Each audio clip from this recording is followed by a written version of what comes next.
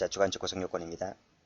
자, 횡령죄는 영득죄이기 때문에 영득의사가 있어야 됩니다. 자, 판례보죠. 자, 횡령죄에서 영득의사란 자기 또는 제3자의 이익을 꾀할 목적이면 된다는 것이죠. 그러면 기수가 됩니다. 자, 사후에 가로 열고 이를 반환했다, 변상했다, 보전했다 할지라도 기수에는 영향이 없죠.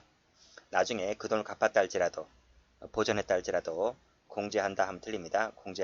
공제하는 것이 아니다. X. 자, 판례 봅니다. 방금 에서 설명했듯이 영득의사란 자기 또는 제3자의 이익을 위해서 임의 처분하거나 반환과 범 횡령죄 된다 그랬죠. 따라서 자기나 제3자의 이익을 위해서 소유자의 이익에 반하는 재물 처분을 했다면 자, 소유자 이익에 반한답니다. 동그라미 치시고 그러면 영득의사가 있기 때문에 횡령죄 된다는 얘기입니다. 자, 두 번째, 위탁받아 보관하고 있는 돈인데요. 자, 그 돈이 없어졌습니다. 그런데 없어졌는데 이 친구가 행방이나 사용처를 제대로 설명하지 못한다는 거죠. 라고 했을 때 횡령죄의 고의가 있다는 겁니다. 다음, 용도가 엄격히 제한되어 있는데 그것을 용도 외로 쓰죠. 그러면 설령 자, 이것이 회사를 위한 것이라 할지라도 그 자체로서 횡령죄 된다는 것입니다. 자, 밑에도 지출 이외의 용도로 썼죠. 그러면 횡령죄 기수가 됩니다. 자, 이자나 변제기 약정이 없음은 물론 이사회 결의 등 적법한 절차를 거치지 아니한 것은 역시 마찬가지로 횡령죄 되죠.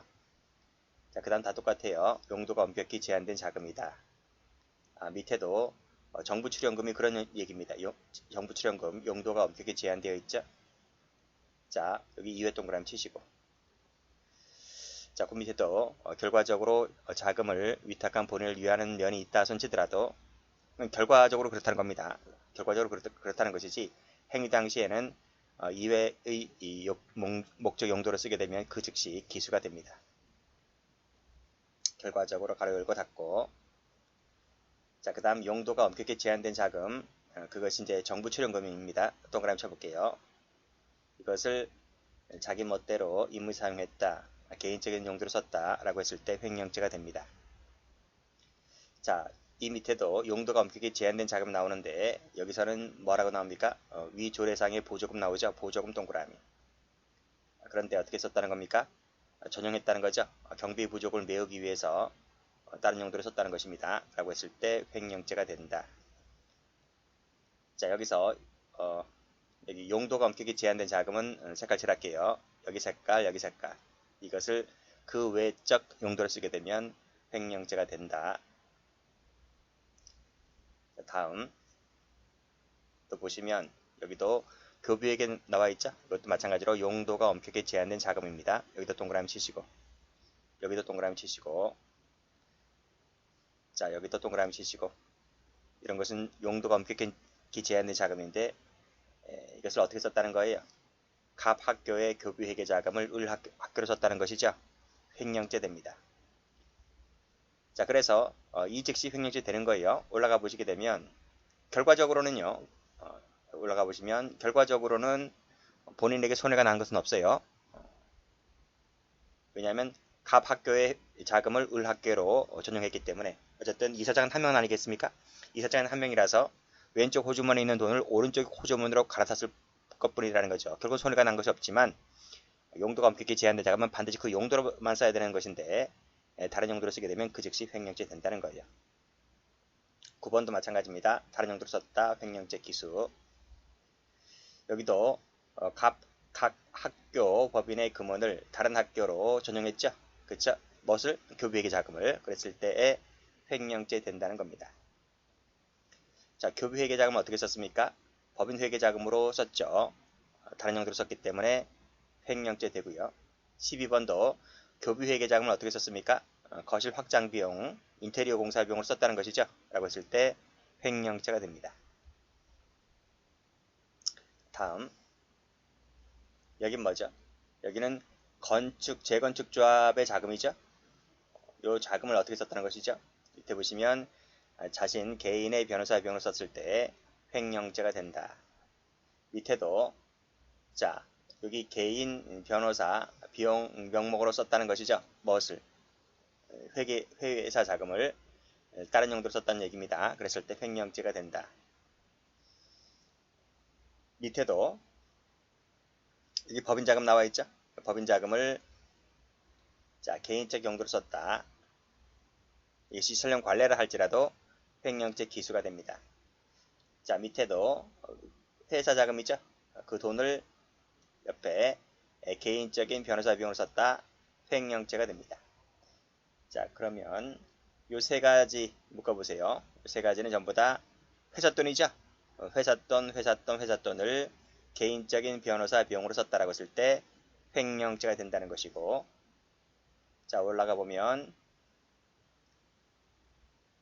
자, 8번부터 해서 12번까지 묶어보세요. 전부 다 교비회계 자금이죠? 용도가 특정된 것입니다. 색깔 칠하시고 색깔 칠하시고 색깔 칠하시고 색깔 칠하시면 돼요. 자, 10번에는 교비회계 자금이라고 명시하진 않았는데 교비회계 자금이라고 추단할 수 있겠죠? 그랬을 때 여기 다시 한번 보시면 갑학교를 을학교로 다른 용도로 각학교를 다른 학교로 법인으로 썼을 때 전부 다 횡령죄가 된다. 자, 됐고 그 다음에 앞에 가보시면 정부 출연금, 보조금, 용도가 특정된 것이다. 제한된 것이기 때문에 다른 용도로 쓰게 되면 횡령죄 된다. 자, 여기 두 개 묶어볼게요. 세 개 묶어볼게요.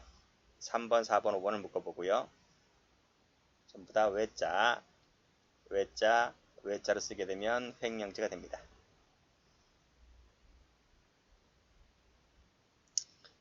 자, 됐어요. 자, 여기 이 부분 나오죠? 이사나 대의원회의의 승인을 받았다 할지라도 횡령죄가 되거나 배임죄가 되거나 합니다. 배임죄 할 때도 이런 얘기 나오거든요.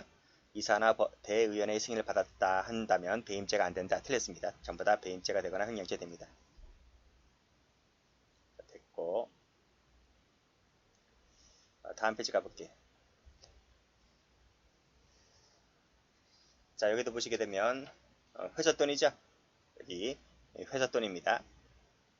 그것을 개인적인 당사자 비용으로 썼다. 변호사 비용으로 썼다. 횡령죄가 됩니다. 여기도 회사 돈이죠?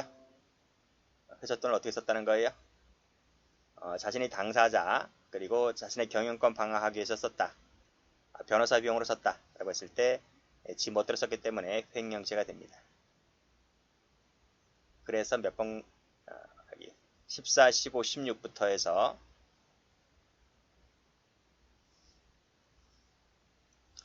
14번부터 해서 17번까지를 이렇게 묶으시면 돼요. 자, 그리고 밑에 보시게 되면 여기 회사 돈이죠? 회사 돈입니다. 회사 돈을 여기 사용처에 관련된 증빙 서류 자료를 제시하지 못했다. 납득을 할 만한 합리적인 설명을 하고 있지 못했다. 여기 동그라미. 횡령죄가 됩니다. 자, 위탁받은 비자금을 부동산 구입에 썼다는 얘기죠. 비자금을 부동산 구입에 썼는데 역시 마찬가지로 합리적인 설명을 하지 못합니다. 그렇죠? 그리고 또 개인적인 목적으로 썼다는 것이죠. 그럴 만한 자료가 많다는 거야. 라고 했을 때 이 위탁받은 돈을 지 멋대로 썼다는 것입니다. 부동산 구입할 때 썼고 개인적인 목적으로 썼고 뭐 그랬을 때. 자, 감정평가 법인을 위해서 보관 중이던 돈이 있습니다. 그 돈을 비자금으로 썼다는 것이죠. 그 밑에도 자신이 보관하고 있던 학교법인 소유의 양도성 예금 증서를 그렇죠? 요것을 보관하고 있었는데 그것을 어음 할인에 대한 담보로 적용했다는 것이죠. 그렇죠? 어음 할인 받을 때 담보로 제공했다. 지금 뭐 들었었던 얘기입니다. 자, 횡령죄 되고요. 그 다음 여기도 비자금 조성했죠. 그렇죠? 법인과는 아무런 관련이 없거나 개인적인 용도로 착복할 목적으로 이 법인 자금을 빼내서 비자금 용도로 썼다는 것입니다. 근데 그 비자금이 법인과는 하던 관련이 없어. 관련성이 있으면 또 모를까? 관련성도 없어. 그것도 개인적 용도로 썼다는 얘기입니다. 라고 했을 때 이렇게 비자금 용도를 이러한 상태에서 썼다면 그렇죠? 이런 상태에서 썼다면 이런 관계에서 썼다면 횡령죄가 된다. 자, 다음 회사돈이죠. 회사돈을 정치자금으로 기부를 했는데, 정치자금으로 기부를 했는데 합리적인 범위 안에서 썼다면 횡령죄가 안 돼요.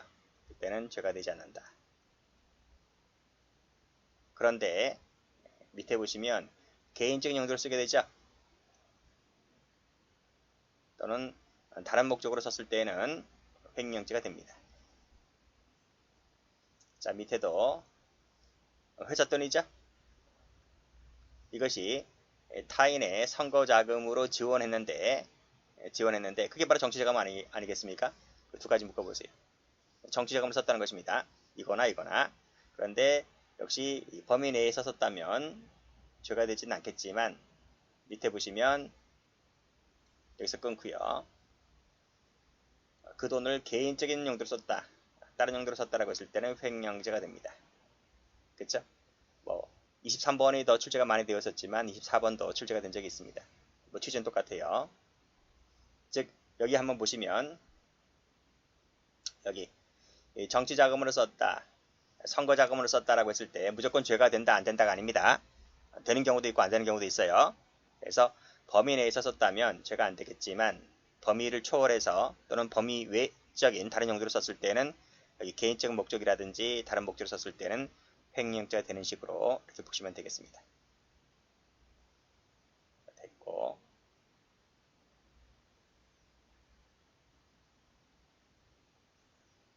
그쵸? 여기도 17번 다시 한번 볼게요. 회사 돈인데 개인적인 당사자 비용으로 썼다. 개인적인 소송 변호사 비용으로 썼다. 말씀드렸고,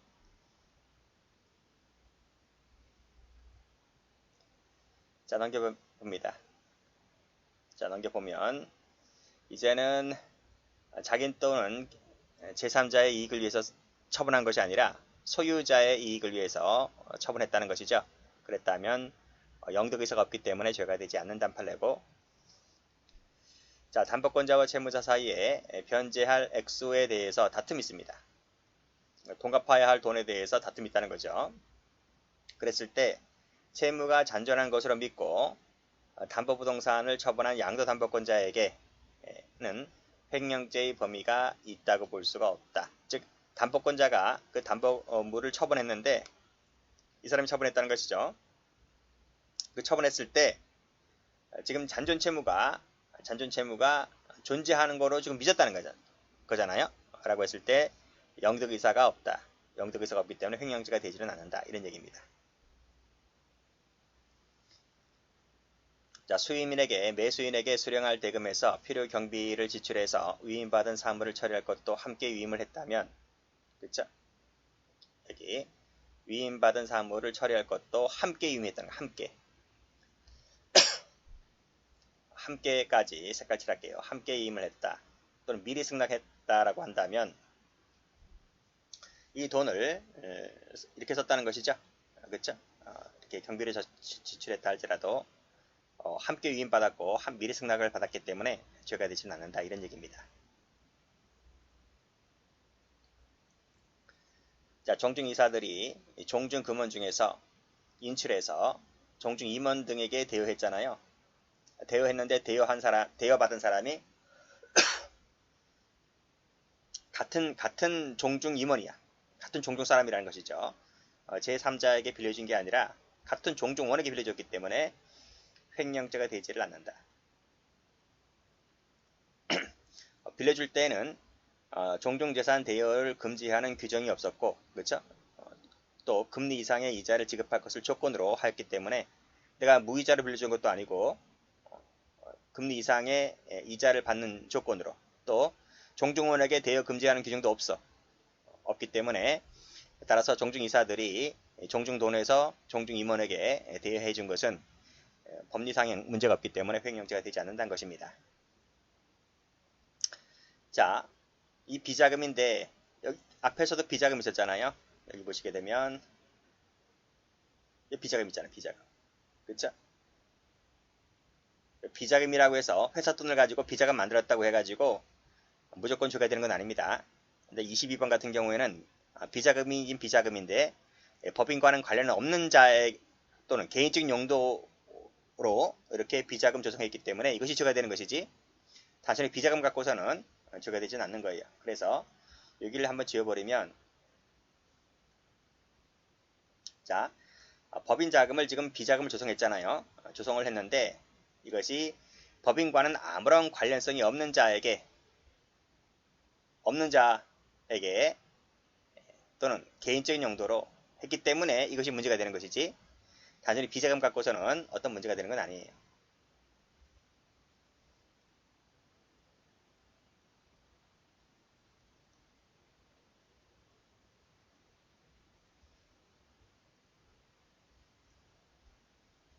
자, 그래서 여기 즉 22번, 23번, 24번 있잖아요. 비자금이라든지 정치자금, 선거자금 갖고선만큼은 뭐 죄가 된다 안 된다라고 말할 수는 없어요. 요것이 되는 수도 있고 안 되는 수도 있기 때문에, 그래서 요 색깔 칠, 검은색 색깔 칠한 이유는 비교되는 판례가 뒤에 나오기 때문에 말씀드리는 겁니다. 넘겨보시면 여기 비자금이잖아요. 그렇죠? 비자금 있다. 여기도 비자금이고요. 라고 했을 때 요 5번 비자금은 장부상의 일반 자금 속에 은닉되어 있었다는 거야. 은닉되어 있었다. 그러니까 이 피고인이 이 비자금을 자기 호주머니, 개인 호주머니로 뒷돈 찬 것이 아니라, 즉 임의 소비한 것도 아니고 자기가 꿀꺽 한 것이 아니라 장부에 숨어 있었던 거야. 은닉되어 있었다 할지라도 이것은 어디까지나 회사돈인 거야. 그렇죠? 이것은 은닉되어 있었다고 할 때 이것은 어디까지나 여전히 회사돈입니다. 내 돈이 아니고. 그렇죠? 이기 때문에 그것을 밑에 장부에 숨어있다. 이것을 분식했다. 이 분자가 제가 말씀드린 적이 있었죠. 밀가루 분, 그 다음에 꾸밀식자. 그러니까 밀가루를 쳐가지고 꾸며놨다는 거지. 장부에 숨겨놨다는 거지. 그렇죠? 그런 얘기입니다. 라고 했을 때 내 호주머니에 들어간 것이 아니라 여전히 회사 장부에 남아있는 것이라서 이것은 횡령죄가 되지를 않는다. 그런 얘기입니다. 자, 또 나오죠? 밑에 보시면 분식에 불과하다. 법인 운영자금으로 여전히 쓰여지고 있는 것이다. 라고 했을 때 이런 것들은 전부 다 횡령이 안 되는 거예요. 그렇죠? 횡령이 된다라고 했을 때 앞 페이지에 한번 다시 한번 가보시면 자기 또는 제3자의 이익을 꾀할 목적으로 꿀꺽했을 때 횡령이 되는 것이지, 자기나 제3자의 이익이 아닐 때에는 여전히 이것이 회사 돈으로 남아있을 때는 횡령죄가 되지를 않습니다. 그래서 이 두 가지를 묶어볼게요. 자, 그래서 7번도 보시게 되면, 자, 경영자가 직원들의 봉급을 인상한 것처럼 해서 실제로는 종전과 같은 액수를 준 거야. 종전과 같은 액수를 준 겁니다. 그럼 차익이 생겨날 거 아닙니까? 그렇죠? 장부상으로는 지금 인상한 것처럼 했는데 실제로는 같은 액수를 줬다. 그러면 그 차익이 있을 텐데 그 차익을 가지고 어떻게 했습니까? 그 차익을 가지고 회사에 부채를 변제했다. 부외라고 하는 것은 장부입니다. 장부 외에, 이 부자가 장부 부자야. 장부 외에 있는 부채가 빚이잖아요. 이 빚을 갚았다는 거야. 그렇죠? 빚을 갚은 것은 회사를 위해서 한 것이므로 횡령죄가 되지를 않는다. 이런 얘기입니다. 자, 고객이 맡긴 예탁금을 정상 거래 시스템이 아닌 부외 거래 시스템에 입금하게 하였다. 이것도 마찬가지죠. 장부 외에 있는 거래, 장부 부외 거래, 장부 외에 있는 거래에 입금하게 하였다라고 했을 때 같은 논리로 7번이나 8번이나 묶어보시면 같은 논리로 내가 호주머니 찬 것이 아니라서 횡령죄가 되지를 않는다. 이런 얘기입니다. 어쨌든 회사를 위해서는 좋은 일을 한 거잖아요. 그렇죠? 그래서 이런 표현들 받으시고, 그래서 여기서는 부외 부채 빚 갚았다. 여기도 부외 거래 빚 갚았다 하는 것입니다. 라고 했을 때 죄가 되지 않는다. 자, 9번도 잘 나와요. 자, 이 대표이사는 두 가지 지위를 갖고 있는데 여기서는 회사에 대해서 개인적인 채권을 갖고 있어. 즉 이것은 이중적 지위가 되는 거죠. 이 경우에 있어서는 어떤 지위? 회사의 대표이사로서 회사의 재물에 대한 보관자가 될 수 있잖아요. 보관자가 되면서 동시에 이 사건에서는 개인적인 채권을 갖고 있다고 했으니까 채권자의 지위도 동시에 갖고 있는 거예요. 라고 했을 때 이 대표이사가 회사를 위해서 보관하고 있던 회사 돈을 자신의 개인 변제에 채권 변제에 썼다는 거죠. 라고 했을 때 이 사람은 두 가지 지위를 다 갖고 있기 때문에 그 중에 하나의 지위를 썼다는 것이죠. 라고 했을 때 설령 이것이 이사회의 승인 절차 없이 행해졌다 할지라도 이것은 범위 내, 권한 내에 이 사람 두 가지 권한 다 있으니까요. 그래서 이 권한을 행사한 것이기 때문에 권한을 넘은 것이 아니라 권한 내적인 부분의 내에서 행한 것이므로 횡령죄가 되지를 않는다. 이런 얘기입니다. 그렇게 정리를 해두시고 이 마지막 판례는 잘 나와요. 자, 다음. 자, 사찰 창건 이래 사찰 재산에 대한 관리 처분 권한이 부여되어 있잖아요. 권한이 부여되어 있잖아요. 그치? 그랬을 때 병원 치료비와 장학금 지급을 위해서 사찰 재산을 사용하였다. 는 것인데요. 사찰 재산을 사용한 것은 이 사람이 권한이 있기 때문에 권한이 있기 때문에 횡령죄가 되지 않는다는 것입니다. 자, 대표자가 법인의 예비비를 전용했다. 예비비는 전용하라고 원래 그렇게 만들어진 돈이에요. 즉, 이 예비비라고 하는 것은 법인 회사를 운영하다 보면 예측할 수 없는 사유가 발생할 수도 있잖아요. 그랬을 때 그런 갑작스럽게 예측할 수 없는 사유가 발생했을 때 그거 쓰라고 만들어둔 돈이 예비비인 겁니다. 그래서 이 예비비를 전용해서 어떻게 썼습니까? 판공비, 그 다음에 회의비 등으로 썼다는 것이지. 라고 했을 때 이것만 갖고서는 횡령죄가 되지를 않는다. 이사회에서 사전에 전용 결의가 이루어지지 않았다 할지라도 이 돈을 이렇게 썼다는 얘기잖아요. 횡령죄가 되지 않는다 그랬습니다. 왜? 예비비 성격이 원래 그런 것이기 때문에 그래요. 자, 예산을 집행할 직책에 있는 자가 긴급 사항으로서 그에 대한 예산 책정이 없었기 때문에 그 간격을 메우려고 그 예산을 이용했다는 것이죠. 이 예산 유용한 것은 긴급사항이었기 때문에 그랬다는 것입니다. 긴급사항이었기 때문에 영득의사가 없었다는 그런 판례죠. 자, 그 밑에도 돈의 행방이라든지 사용처에 대해서 앞에서는 설명 못했죠? 근데 여기서는 설명하고 있습니다. 또 그에 부합되는 자료도 있고요. 라고 했을 때 우리 앞에서 보았던 그 판례와는 상반되게 여기서는 횡령죄가 되지를 않습니다. 자, 사무실 운영비가 부족하다는 직원들의 요청이 있었다는 것을 잡아두셔야 돼요. 요청이 있었다. 그래서 이사장인 피고인이 별다른 수익금으로 계상하지 아니하고 총무과장인 피고인의 딸 명의로 피고인의 딸입니다. 명의로 지금 통장을 하나 개설해 두었고 이 통장으로 돈을 받았다는 얘기잖아요. 그치? 주었다가 야식비, 직원 회식비, 추석 선물비 등으로 썼다는 것입니다. 썼는데 이렇게 썼잖아요. 썼는데 이것이 횡령죄가 될 것이냐라는 것입니다. 내가 이 통장 만든 것은 물론 이제 내 딸 명의로 만든 것은 잘못된 것이기도 하지만 이것은 직원들이 요청이 있었다는 거야. 요청 때문에 운영비가 부족하다는 그 요청 때문에 따로 이렇게 통장을 만들게 되었고 만들어서 내가 내 개인적으로 쓴 것이 아니라 운영비가 부족하다 하니까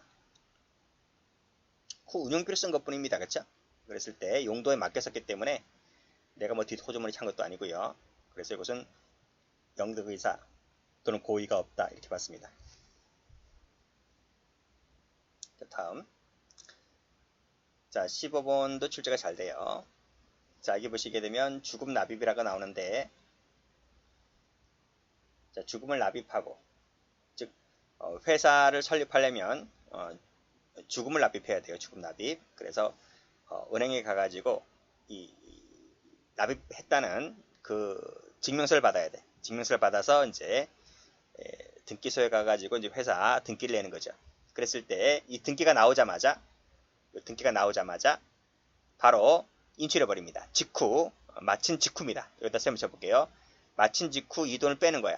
라고 했을 때 이 등기가 나오자마자 뺐기 때문에 이것은 이 돈은 한 번도 이 돈은 이 죽음은 한 번도 회사 돈이 된 적이 없어요. 된 적이 없었다. 그렇기 때문에 그 말은 보관자도 아니다는 거지.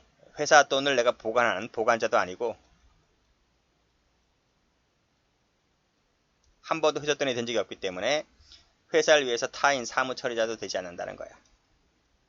타인 사무처리자가 안 돼서 결국 그 말은 횡령도 안 되고 배임도 안 된다 이런 얘기입니다. 그래서 이 판례는 배임죄 할 때 다시 한번 나올 겁니다.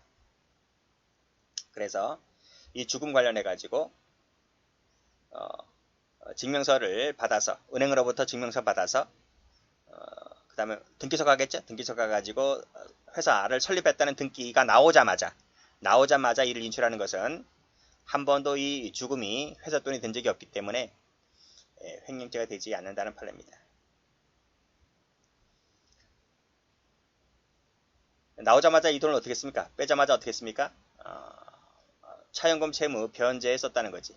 그렇죠? 그러니까 이 회사 설립 등기를 하기 위해서 일정한 돈이 들어가는데 그 돈을 뭐 사채를 썼다라고 한번 생각해 볼게요. 사채 써가지고 등기 나오자마자 사채가 이자가 비싸니까요.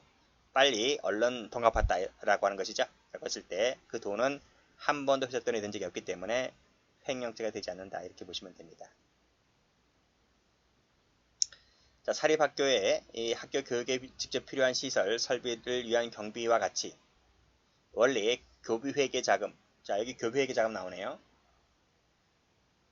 이 교비회계 자금 나오는데 앞에서 교비회계 자금 판례 하나 있었죠. 그치? 교비회계 자금은 원래 용도와 목적이 정해졌다 그랬습니다. 그쵸? 반드시 그 교비회계 자금으로만 써야 됩니다. 그런데 요 16번 체크 한번 해보시고 그래서 앞에 판례랑 비교하셔야 되는데 이 교비회계 자금을 썼다는 것이죠. 여기 밑에 썼다고 나오잖아. 썼다는 말 나오는데 어떤 용도로 쓴 거야? 그치? 원래 교비회계 자금에 속하는 용도로 쓴 거예요. 그러니까 이것은 용도 외로 쓴 것이 아니라 이것은 용도 내로 쓴 거지. 즉 용도와 목적이 정해진 그 교비회계 자금을 용도 내로 쓴 것이기 때문에 따라서 횡령된다 안 된다? 안 된다.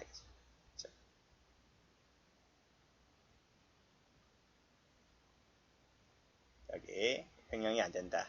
보시면 됩니다. 실제 잘 되는 판례이고요. 그리고 이것도 잘 나와요. 자, 법인 이사가 지금 이사 직무집행 정지 가처분 결정 났습니다. 가처분 법원 결정이죠? 법원 결정인데 직무집행을 정지하라는 법원 결정이 났는 거야.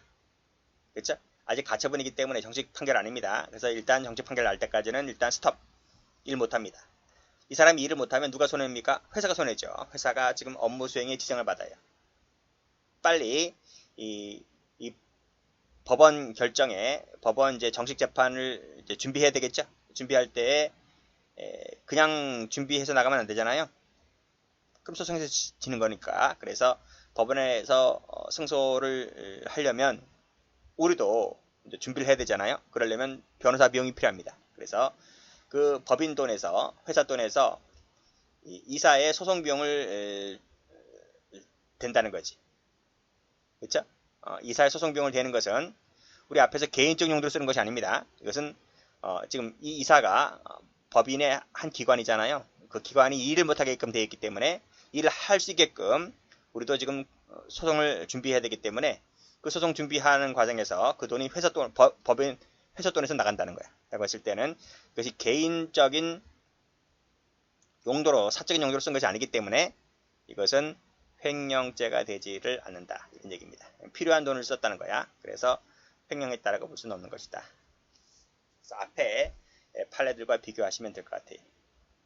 그래서 여기서는 이사가 임무집행 정지 가처분 결정 났기 때문에 이 법원 다툼에 대해서 재판을 준비해야 되기 때문에 당연히 이사의 소송 비용을 지급한 것은 사적 용도로 쓴 것이 아니라 공적 용도로 썼기 때문에 횡령죄가 되지를 않는다. 그래서 앞 페이지를 다시 한번 가보시면 여기는 다 개인적 용도로 쓴 거잖아요. 여기 보시면 여기다 개인적인 용도로 개인적인 용도. 개인적인 용도. 개인적인 용도잖아요. 여기도 개인 당사자가 되었다. 자신이 당사자가 되었다. 자신의 경영권 방해라는 사적인 용도를 쓴 거잖아요. 그래서 이런 것들은 전부 다 횡령이 됩니다. 자, 그렇게 비교하시고, 자, 다음 페이지 가보시면 여기 분쟁에 대한 예외적인 이해관계는 단체에게 있으나, 그치? 법적인 이유입니다. 자, 그 대표자 지위에 있는 개인이 소송, 기타 법적 절차의 당사자가 되었다든지, 그 다음, 요 대표자로서 단체를 위해서 적법하게 행한 직무행위, 그쵸? 또는 의무적으로 행한 행위, 이와 같은 경우에는 사적 용도로 썼다라고 볼 수 없겠죠? 이것은 설령 이러한 합법적인 이유, 적법하게 행한 직무, 의무적으로 행한 행위와 같이 어떤 분쟁이 발생했을 때 이런 경우처럼 이런 특별한 사정이 발생했을 때 변호사 비용을 지출해야 되는데 그것을 회사 돈으로 썼다는 거예요. 회사 돈으로 라고 했을 때 이 변호사 비용도 이 세 가지가 공적인 용도죠. 사적인 용도가 아니기 때문에. 그래서 17번부터 68번까지를 묶어버리면 여기 변호사 비용 썼을 때 법적인 이유 때문에 적법하게 의무적 이런 말은 나오면 아하, 회사 돈을 함부로 쓴 것이 아니구나. 그래서 횡령이 되지 않는구나. 이렇게 정리하시면 됩니다. 자, 다음. 자, 이것도 보시면 회사 돈을 쓰기 썼는데요. 용도가 엄격히 제한되어 있는 것이 아니라 그랬어. 그렇죠? 용도가 엄격히 제한되어 있는 돈이 아니라 그랬죠? 그랬다면 설령 그 외적인 용도로 썼다 할지라도 횡령죄가 되지를 않습니다. 그 엄격하게 제한되어 있다는 것이 아닌다는 것이 여기 나와 있어. 선박, 건조, 선수금. 이것은 용도가 엄격히 제한된 돈이 아니기 때문에 외적인 용도로 썼다 할지라도 죄가 되지 않는다. 이런 얘기입니다. 여기도 마찬가지, 출장비도 마찬가지야. 여기 판공비도 마찬가지고, 여기 판공비, 조합활동비 마찬가지야. 이것은 전부 다 묶어볼까요? 19번부터 해서 21번까지 일단은. 그리고 여기 이걸 색깔 칠할까요? 색깔 칠한 것은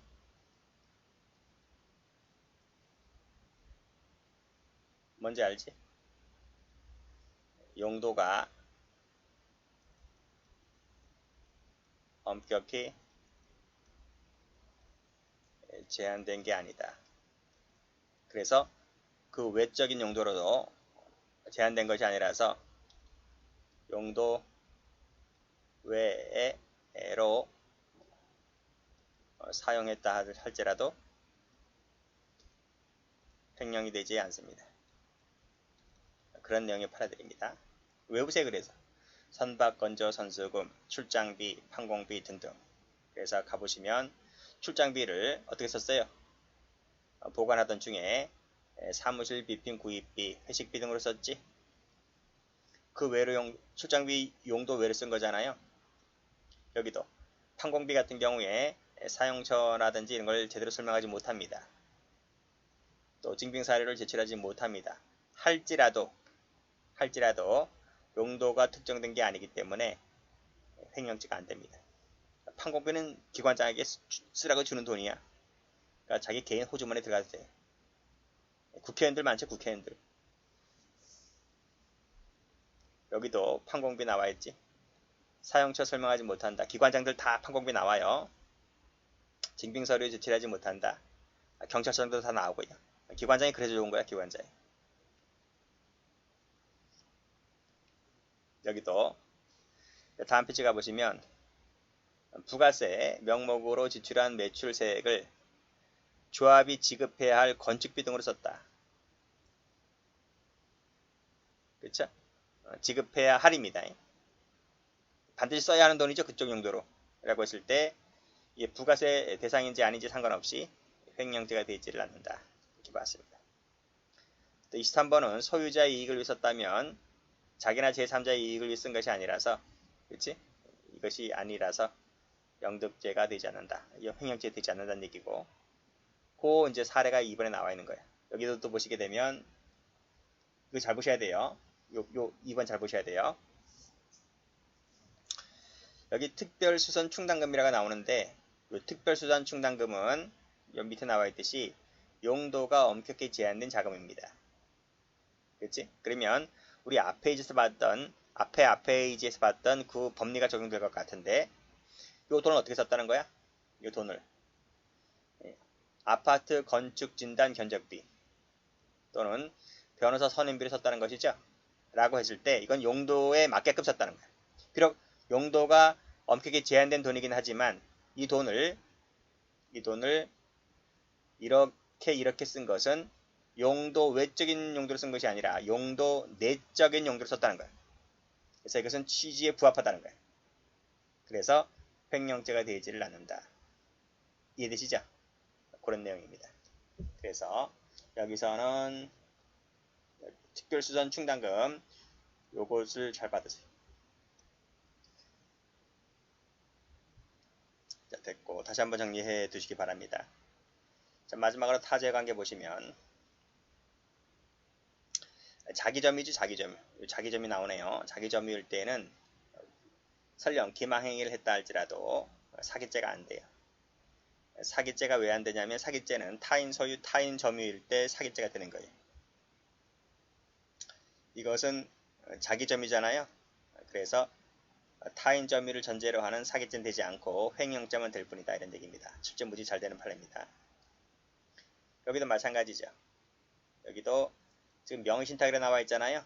명신탁이 지금 자기점이죠. 자기점이요.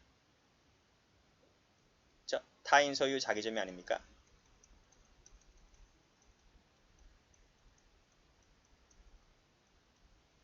여기 자기점이기 때문에 역시 거짓말, 기망을 수반했다 할지라도 사기죄는 되지 않고 뭐만 된다? 횡령죄만 된다. 이런 얘기입니다. 같은 판례죠. 취지가 같아요. 취지가. 자, 그리고 배임죄 관계에서 자, 여기 보시게 되면 빼돌렸다고 나오죠. 그래서 횡령을 했다. 그 밑에 보면 증죄를 했다라고 했을 때 이 죄와 이 죄는 다른 죄에 완전히, 그렇죠? 완전히 보급도 다르고 행태도 다르고요. 달라요. 그래서 이것은 누가 누구에게 흡수되는 관계가 아니라 따로따로 존재하는 별죄다. 이런 말입니다. 여기까지 합니다.